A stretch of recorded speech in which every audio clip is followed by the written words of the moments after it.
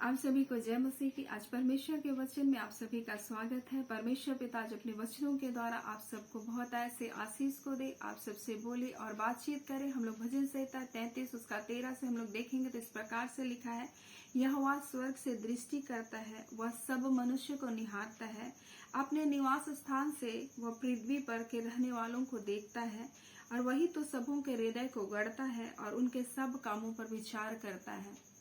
और हमारा परमेश्वर तो आज अपने वचनों के द्वारा हमें बता रहा है कि परमेश्वर तो स्वर्ग से दृष्टि करता, अपने स्वर्गीय निवास से हमको देखता है और हमारे मनों में क्या उत्पन्न हो रहा उन बातों को भी देख रहा है। हम कैसे कार्य कर रहे उन बातों को भी परमेश्वर हमारे जीवन से देख रहा है और हमारे कार्यों को पर विचार करता है। परमेश्वर किस मकसद से ये कर रहे हैं, हमारा कैसा मकसद है, हम कैसे विचार को रखते हैं, परमेश्वर इन बातों को देख रहा है।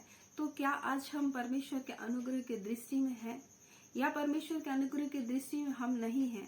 परमेश्वर के वचन को तो आज बहुत सारे लोग सुन रहे हैं, लेकिन आज क्या परमेश्वर का अनुग्रह की दृष्टि उनके जीवन पर है? आज हम लोग इस बात को परमेश्वर के वचन से हम लोग देखेंगे। और हम लोग देखते हैं उत्पत्ति 6वां अध्याय में, जब पृथ्वी में बहुत पाप बढ़ गया और देखा परमेश्वर के मनुष्य जो कुछ कर रहा है निरंतर बुरा कर रहा है, उनके हृदय के विचार भी बुरे हैं। और परमेश्वर मनुष्य को बनाने से पछताया और बोला कि मैं पृथ्वी भर के सारे प्राणियों को, सारे मनुष्य को क्या करूंगा, नाश करूंगा। परंतु वह बोलते हैं, वहां परमेश्वर का वचन इस प्रकार से लिखता है, परंतु नूह के ऊपर यहोवा का अनुग्रह की दृष्टि बनी रही। इस वर्तमान समय में क्या परमेश्वर के अनुग्रह की दृष्टि हम पर बनी है? और परमेश्वर हमें अपने वचन के द्वारा बता रहे, क्या हम परमेश्वर के अनुग्रह की दृष्टि को पाने के योग्य हैं?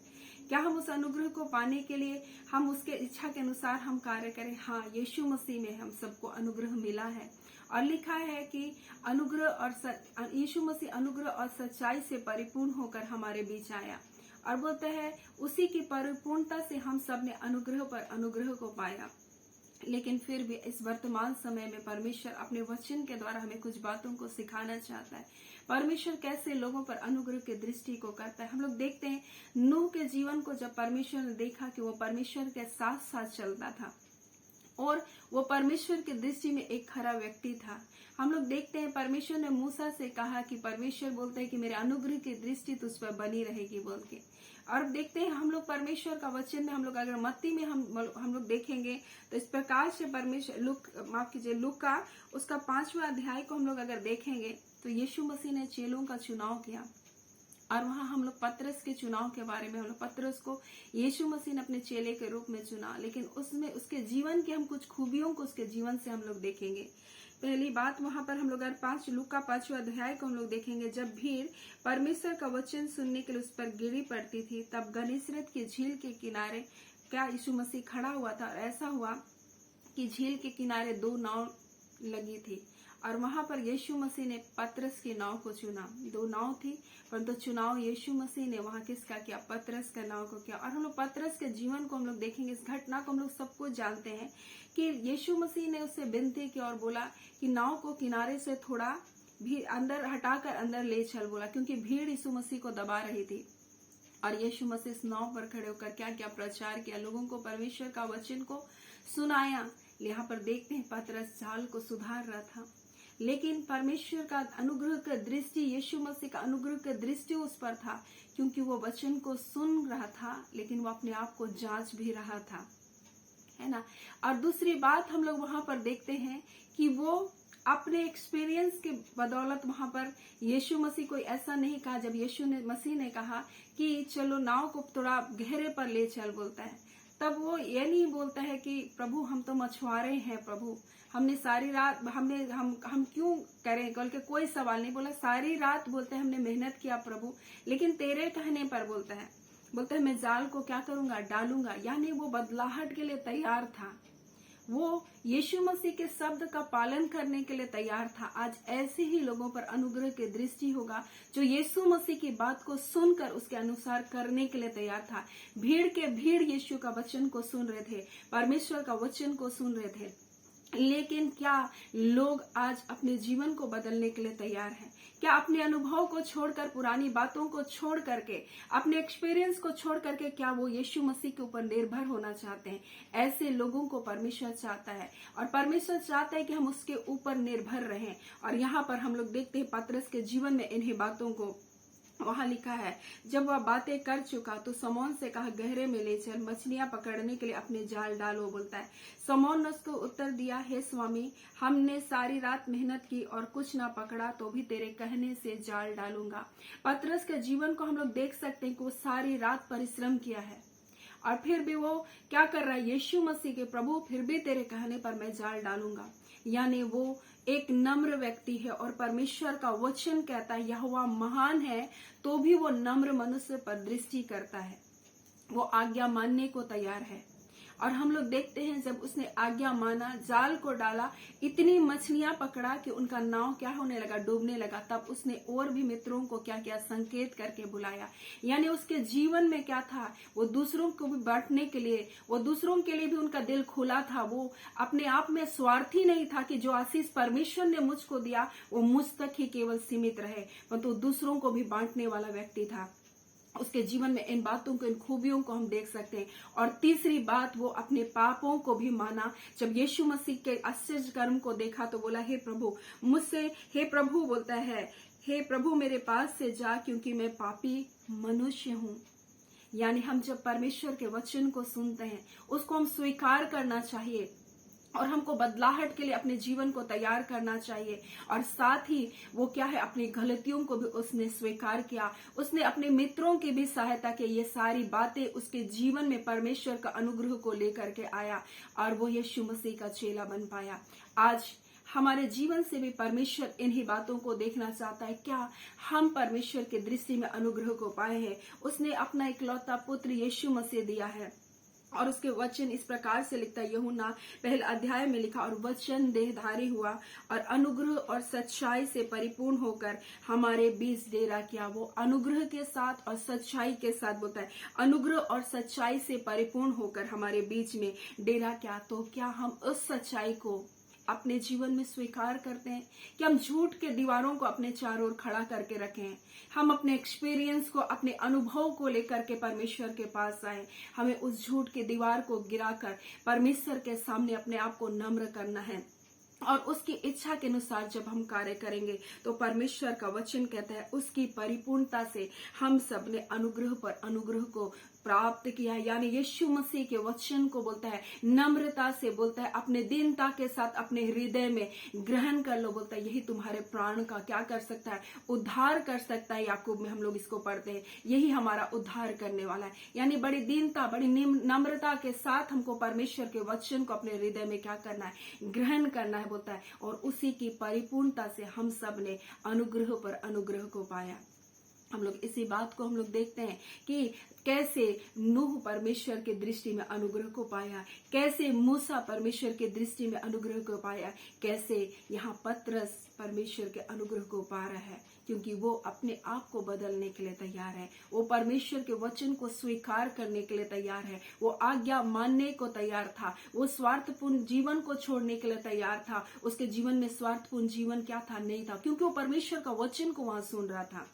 और उसने उस बात को, अपनी गलतियों को उसमें माना अपने जीवन में। बोला, हे प्रभु मैं पापी हूं, मुझसे दूर हो जा, बोलता है। तब यीशु मसीह बोलता है, मैं तुझ पर अपनी कलीसिया को बनाऊंगा और अधोलोक के फाटक तुझ पर प्रबल नहीं होंगे। और परमेश्वर तो ऐसा अनुग्रह हमको देता है। और सो परमेश्वर आज अपने वचन के द्वारा हम सबको बहुत ऐसे आशीष को दे, और परमेश्वर का अनुग्रह और परमेश्वर का सच्चाई से अपरिपूर्ण होकर परमेश्वर की महिमा करे। सो आज परमेश्वर अपने वचनों के द्वारा आप सबको बहुत ऐसे आशीष को दे। आमीन।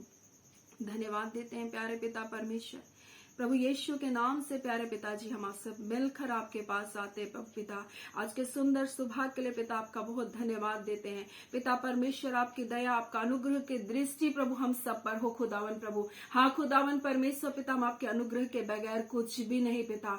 आपके पुत्र यीशु मसीह ने प्रभु जो बलिदान हमारे लिए दिया, वो अनुग्रह प्रभु और सच्चाई से परिपूर्ण होकर हमारे बीच डेरा किया खुदावन प्रभु। हाँ खुदावन परमेश्वर पिता, और आपका वचन कहता है प्रभु, बहुतों ने उसका मूल्य नहीं जाना खुदावन प्रभु, परंतु पिता आपके अनुग्रह के बगैर हम आपके पास नहीं जा सकते पिता। आपके बेटे यीशु मसीह के बगैर पिता हम आपके पास नहीं जा सकते। हाँ खुदावन, जब आपका वचन सुनाया जाता, आप कहते प्रभु, जब तुम मेरे वचन को सुनते अपने हृदय को कठोर ना करो प्रभु। हाँ खुदा, नम्रता से आपके वचनों को स्वीकार करने के लिए आपने कहा परमेश्वर पिता, क्योंकि यही तुम्हारे प्राणों का उद्धार कर सकता है प्रभु। आपने कहा पिता, आज पिता आप अनुग्रह और सच्चाई से परिपूर्ण होकर खुदान आपके बच्चों के बीच आए खुदान, आपके बच्चे अपने हृदय को खोलकर प्रभु आपको अपने हृदय में स्वीकार करने पाए प्रभु, आपको अपना उद्धार करता करके ग्रहण करने पाए और कहने पाए, यीशु मेरे जीवन में आ प्रभु, मेरे पापों को क्षमा कर दे प्रभु। हाँ पिता, ताकि मैं आपकी इच्छा के अनुसार चल सकूं प्रभु। हाँ खुदावन परमेश्वर प्रभु, और जितने ऐसे स्वीकार करते प्रभु, उनको आप नया जीवन दे रहे प्रभु,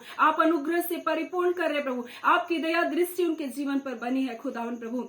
क्योंकि पिता आप कहते प्रभु, जो नम्र होते खुदान प्रभु, जो दीन होते खुदान प्रभु, आपके सन्मुख प्रभु आप उन्हें शिरोमणि बनाते हैं पिता। आपकी दया, आपका अनुग्रह आपके बच्चों के ऊपर आने पाए खुदावन परमेश्वर। एक नए दिन की आशीष भलाई प्रभु आपके बच्चों के जीवन में आए, आपके अद्भुत सुरक्षा आपके बच्चों के जीवन में आए पिता। तमाम परमेश्वर अंधकार के कार्य प्रभु और दुष्टता की जितनी युक्त योजनाएं हैं प्रभु आपके बच्चों के विरुद्ध हम यीशु के नाम से पिता, हम यीशु के नाम से प्रभु हमसे तोड़ते खुदावन। हम प्रार्थना करते प्रभु, तंत्र मंत्र की सारी शक्तियां प्रभु, अंधकार जादू टोने की सारी ताकत प्रभु यीशु के नाम से प्रभु उनके जीवन से निकल करके जाने पाए। परिवार में कलह की आत्मा निकल करके जाने पाए, बालपन की आत्मा यीशु के नाम से उनके गर्भों को छोड़ करके जाने पाए प्रभु जी। एक खुदावन खुदा रबांदा खाला, हम तुझसे प्रार्थना करते प्रभु, उनके गर्भ को छू लीजिए प्रभु अपने बेटियों को, और प्रभु एक परमेश्वर आशीषित बच्चे की आशीष को दीजिए खुदा। पिता हम प्रार्थना करते खुदा प्रभु, हाँ पिता आपके बच्चे जो इस समय निराश है प्रभु जी, हाँ खुदा उनका हृदय टूटा है खुदा प्रभु, आप उन टूटे हृदय को आप चंगा कीजिए प्रभु। उनके प्रेम करने के बदले भी प्रभु उन्हें नफरत मिला है खुदा प्रभु, परंतु खुदावन परमेश्वर आप कहते जो मेरे पास आएगा उन्हें कभी मैं नहीं निकालूंगा खुदावन प्रभु। आपकी दया आपका अनुग्रह सो पर हो प्रभु, इनके टूटे हृदय को प्रभु आप चंगा करे खुदा, इनके टूटे मन को चंगा करे खुदावन प्रभु।